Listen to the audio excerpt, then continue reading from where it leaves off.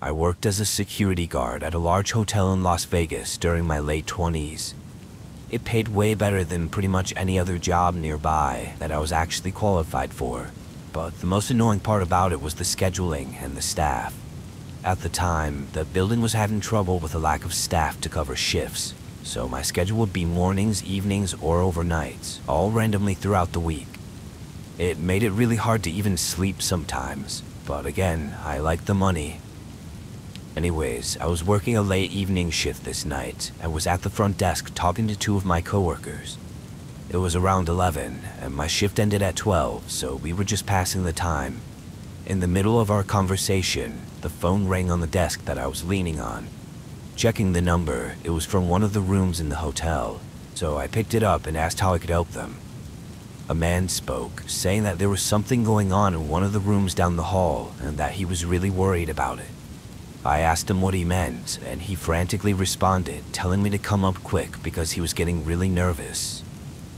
I checked the room number on the phone, then told him I would send security up as soon as possible. Of course, though, I was just referring to myself. When I put the phone down, I quickly explained the strange nature of the call to my coworkers, then headed to the elevators and went to the mid-level floor where the caller's room was located.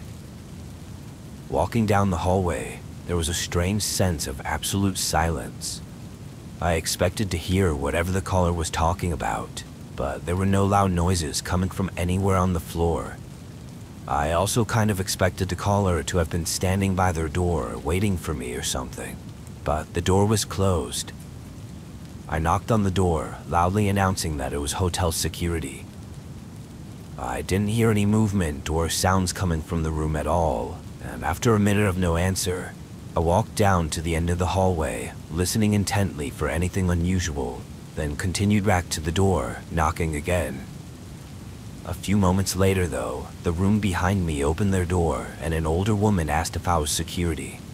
I said yes and asked if they knew anything about a strange noise or the caller from the room, to which they replied that they had heard loud noises traveling through the hallway a few minutes ago, but were unsure what it was. From their voice and facial expressions, they seemed really terrified. At this point, I was already starting to get really nervous, but things only got stranger. I grabbed my walkie and radioed down to the front desk, asking them to call the room again and let me know if they answered. After a little bit, they replied that nobody answered. I stood there for a moment, trying to think of what to do, before radioing back down to them. I told them to check who was staying in the room. After waiting for what felt like forever, they finally got back to me, saying that nobody had the room booked for tonight. Even more confused, I took out my security key card and opened the door since nobody was supposed to be there. The room looked clean and unused as far as I could tell. I searched every corner and found basically nothing. But then I walked over to the phone, turned it over and got the serial number on it. Then I went back down to the lobby where my desk was, and I checked the security records for timestamps of calls that had been made from that room. Sure enough, there was a record of an active call having been made from this room to the front desk, the one that I had answered about 15 minutes ago. Obviously, the hotel didn't record the calls or anything, so all I was able to confirm was that someone was in that vacant room without permission. This ended up becoming a bigger investigation over the coming days, as the next morning, one of the guests staying in a room on that same floor was reported missing by a family member that was staying in a separate room. The security footage of all the entrances and exits were reviewed, and the missing person was last seen leaving the hotel alone a couple hours prior to the call that I had received. It's still unclear if the two incidents were connected or not, but it's definitely a really strange situation. I don't know how the caller got access to that phone, or who they were, but personally I believe that the reason they called seemed to add up with someone getting forcefully kidnapped, based on their brief description. The person behind the mystery call was never identified, and as of right now, the missing person still has not been found.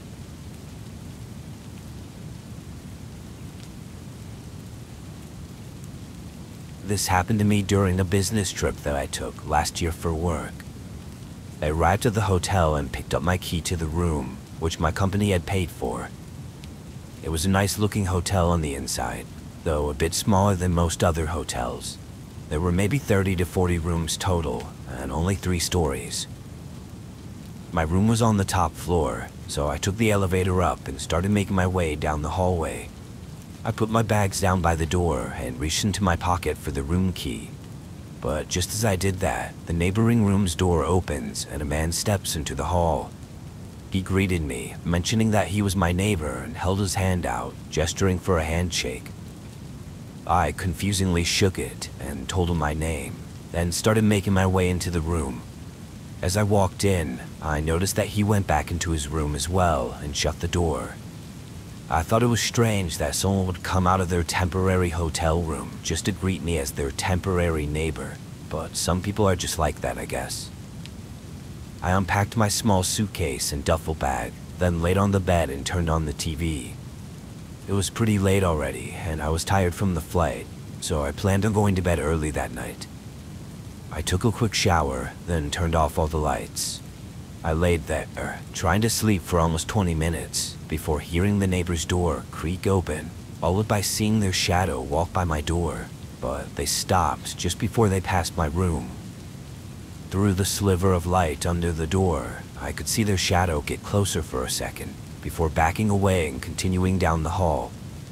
This obviously creeped me out, so I got up and made sure that all the locks were secured on the door, then went back to bed. The next day, I went to meet my coworkers at a company-owned building where we attended a presentation and had dinner. I didn't get back to the hotel until 10 p.m., and I was really exhausted. I tossed my work bag on the bed and then got in the shower. I was in there for maybe 10 minutes when, through the water splashing, I heard the distinct beep sound of the electronic door lock unlocking.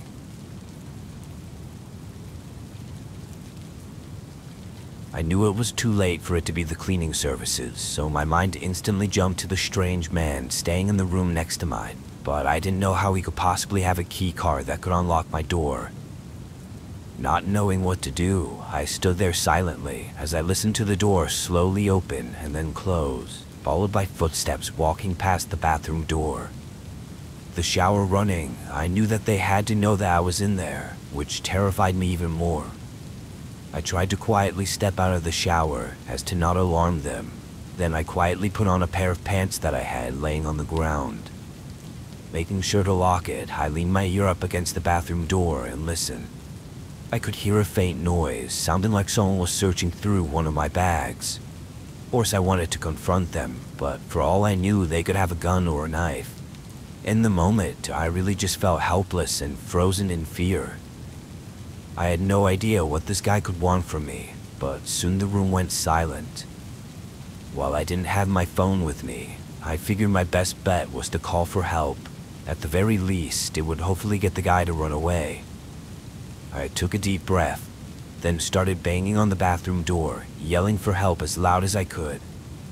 I could hear the man's frantic footsteps run past the door and back into the hallway. I quickly got out and closed the front door, locking it shut, then ran to the nightstand to get my phone and dialed 911 with my shaky hands. Once they were on their way, I called the front desk to let them know as well. Of course, by the time they got here, the man was already gone, but thankfully the police found him in his car a few hours later. I'm not sure if he even got any jail time for his actions though, because they couldn't prove his motive to be harmful. I honestly think he was trying to kidnap me or something though, as I don't know any other reason why he would go into the room when he knew that I was in there. But I guess we'll never know for sure what would have happened.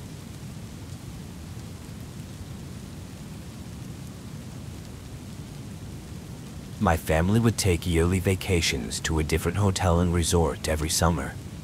It would always be me, my wife, and my 2 little boys. For the most part, we would spend all of our time at the resort rather than going out and visiting other places. It made it cheaper since we didn't need to rent a car, and it was just relaxing to stay at a nice place and get away from everyday life. Of course, when we first arrived in the morning, we all unpacked and the kids immediately wanted to go to the water park. My wife and I sat on the chairs around the pool while the boys went off and played with the other kids at the water park that was right next to the pool. We sat there enjoying the sun for about 2 hours before we both decided we should get back to our room so we could get ready to go out for dinner. I got up and began walking around the water park looking for the boys, and after a few minutes I was able to find Sam, the older of the two, and asked him where Alan was. I changed both of their names for privacy reasons. Sam said that Alan was playing with another kid on the other side of the park. I told Sam we were leaving and to run back to Mom while I went to find Alan. I was searching, walking around like an idiot for probably 10 minutes, starting to get nervous when I finally saw him. He was in the back corner where a few chairs were set up and was talking to a small boy that looked about his age. Sitting in the chairs next to him was a couple, seeming to be the boy's parents. I walked up and briefly introduced myself, but they didn't respond, aside from giving me a slight smile. There was an awkward couple seconds of silence. Then I told Alan that we were leaving for dinner and led him back to the hotel. I asked him about who his new friend was, and he said he was playing with him at the water park, but that was pretty much it. Alan was a pretty talkative kid, so it was nothing out of the ordinary, but then he told me something strange. He said that the boy introduced him to his parents, who then invited him for dinner tonight. I found it really strange that someone would invite a young boy to dinner without even talking to the boy's parents. I told my wife as soon as we got up to the room, and she was also really worried about it. We ended up going somewhere quick for dinner, and got back to the hotel around 5. The kids both seemed pretty exhausted, so we were ready to just relax for the rest of the night. We got in the elevator and made our way up to our floor. But as the elevator doors opened, Alan's new friend and his mother were standing there, as if they were waiting for the elevator to go down. As soon as we got out, the mother looked at me with a short smile and asked if Alan could join them for dinner tonight. I briefly looked at my wife, who seemed just as confused and concerned as I was. Then I looked back at the lady. We already had dinner tonight, but maybe we can work something out for tomorrow. Her smile faded as she turned and walked down the opposite hallway, I assumed to their room. I knew both me and my wife thought the same thing, that they were creepily waiting for us by the elevator the whole time just to ask about dinner. When we got inside our room, we pulled Alan aside and strictly told him to not go near that family without one of us with him. He seemed a bit upset about it, but he agreed. I also pulled Sam aside separately and made sure he knew of the situation and that I wanted him to look after his little brother, if ever we weren't around. We all took turns showering, then relaxed on the bed and couch for the rest of the night. I was pretty annoyed at how the vacation was going already, having to be stressed out for my child's safety, but I assured myself it would be better tomorrow. Eventually, we all got ready for bed and turned out the lights. There were 2 beds in the room, one that my wife and I slept on, and the other for the 2 boys to share. A few hours into the night, I was shaken awake. I jolted up, as I guess I was pretty on edge, and I saw Sam next to me, still shaking my arm. "You okay, bud?" Sam responded quietly, whispering to me that Alan was talking to someone at the door. I immediately jumped out of bed and turned the corner leading to the front door. From the short glimpse I got before yelling at him, I could tell he was in the process of figuring out how to unlock the door, and I could hear a faint voice on the other side. I sprinted towards him, screaming for him to back away from the door. Alan jumped back, frightened by the volume of my voice. I slammed against the door, hearing footsteps sprinting down the hall as I finished unlocking the door and swung it open. I know I should have just stayed in the room and called for help, but I was in such a rage that all I wanted was to confront the creep. Entering the hallway, I saw a quick figure of a man turn the corner down the hall towards the elevators. I tried to catch up, but once I turned the corner, there was no sight of him. He wouldn't have had time to take the elevator, so I knew he was staying in a room on that floor. After looking around for a few minutes, I ran back to our room and met my wife, who was already awake due to the chaos of the situation. I told her to lock the door, as I was going to go to the front desk to inform them of the incident. By the time I got down to the lobby, my adrenaline was starting to fade out, and I was trying to calm myself down so I could explain what happened. There was a young woman at the counter that I talked to, and I could tell she had never dealt with a situation like this. She called a security guard over to talk to me, as well as her manager. After a few minutes of discussion, though, it was pretty clear that they couldn't do much about it. They had no security cameras in the hallways, only on the entrances and exits. I didn't have any proof nor description of the man at the door, or his relation to the parents who asked about dinner. Obviously, I assumed it was the father of the other boy, but even though I felt like I knew for sure the intention of the creepy parents, I couldn't really prove it. In short, the best they could do was give a refund for the remaining days, so we had to move to a different resort 30 minutes away. It's a really terrible feeling as a parent to know that there was someone likely trying to kidnap your child, and yet there was nothing anyone can do about it. I hate knowing that those creepy parents are probably out somewhere right now trying to get unknowing children into some weird trap of theirs. Those people deserve to rot in prison, and I hope that me sharing this experience can inform other parents of the true dangers and hopefully help save their children from these horrible people. What freaks me out the most is the possibility of the boy that was with them being someone else's missing child, who they now use to lure in other innocent children.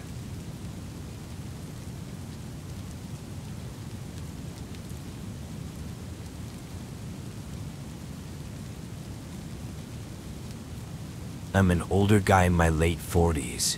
For work, I'm part of a team that travels across the country to train employees at our company. The company pays for our travels and hotels, and while sometimes it does somewhat feel like a vacation, usually it doesn't. When traveling, we have to work long hours and basically spend the entire day in the office, leaving us just enough time to sleep at the hotel before waking up and going back to work. I was on one of these work trips and had been at a hotel for a few days. It was a Saturday night where I got out of work and got back to the hotel a little past 10. I walked inside and got in the elevator. The whole hotel was quiet. There wasn't anyone walking around in the lobby and nobody in the elevator. When I got to my floor, stepped out and began walking down the hallway, but at the end was a person. They were standing right in front of my door, or at least it looked like it, but I was too far to tell for sure. As I approached, the guy noticed me and walked away, going inside a room a few doors down. I got to my door and went in, wondering what he possibly could have been doing. I was sure he was either outside my room or the room next to mine, but I figured it had to be the other room. I forgot about it after a couple minutes and took a shower, then got in bed. I had another long day of work tomorrow, so I wasn't trying to overthink anything right before bed. I fell asleep, but woke up multiple times throughout the night, hearing someone walking outside my room. I even thought I heard them knocking once, but I wasn't sure if it was in my dream or if it was real. I got up in the morning, still tired, and went to work. I didn't get back to the hotel until late. I think around 9, but at least it was earlier than the previous night. When I walked up to my room, no one was in the hallway this time. I tossed my work bag on the couch and got in bed, but decided to watch some TV before sleeping. I reached for the remote on the nightstand, turned on some random show. I don't remember dozing off, but I must have really quickly because I woke up just before 10 to the sound of my phone ringing. I looked over at the nightstand, but as I gained more consciousness, I realized the sound wasn't coming from next to me, and my phone wasn't even on. I snapped my head toward the closet next to the TV, and then the ringing was suddenly silenced. A cold chill ran through my body, as I saw the slight movement of a shadow from the crack between the closet doors. I jumped out of bed full of adrenaline and ran out of the room, going straight to the stairs and running to the front desk.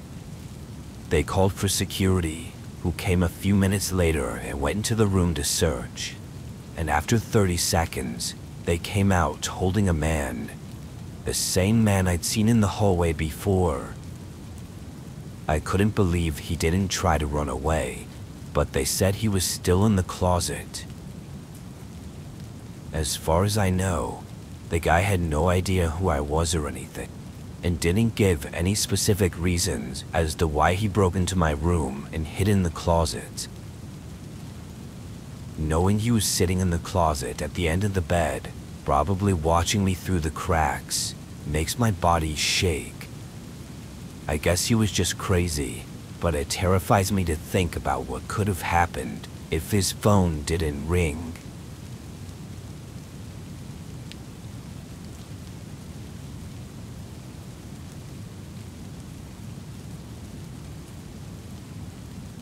I lived in a small town in the mountains just outside of Salt Lake City for several years in my early 20s. During my time living there, I took up a job at the local hotel. I say the local hotel because it was the only hotel in the whole town. It was very small and family owned, so nothing nice or well established. Almost nobody visited the town, aside from seeing friends or family, because there was no other reason to be there. Anyway, this happened when I was 23 and working the overnight shift at this hotel. Since it was so small, having 12 rooms total, I was the only worker there during the night. I was sitting in the lounge room, which was just off to the side of the main entrance, when I saw the headlights of a car shine through the window as they pulled into the parking lot. I put my phone away and got up, not expecting anyone to check in tonight. I stood behind the front desk, waiting for them to come in. After a couple minutes, I was getting impatient and went back on my phone. Probably 30 minutes went by before someone finally walked through the doors. It was a man, looking around the same age as me, but he looked really tired. I welcomed him in. "Looks like you've had a long day of driving," I said, trying to start up some small talk, but he didn't respond. He pulled out his wallet and took out cash. "1 room. To the night," he said. I got him to sign in on the sheet and gave him the key to room 4, which was down the hall on the first floor. The man went straight to the room, bringing nothing but the small backpack he had with him. There was nobody else staying that night, so it was just me and him in the building.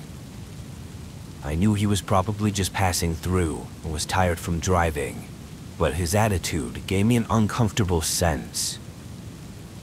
Not to be creepy or anything, but I looked at the sign-in sheet he filled out and noticed he didn't put a last name, only an initial.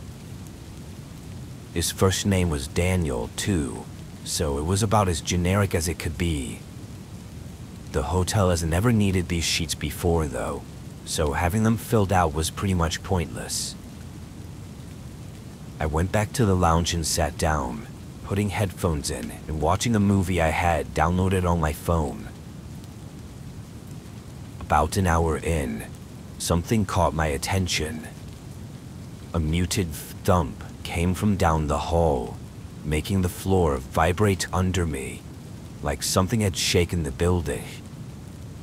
I took one earbud out, and just a second later, another thump came.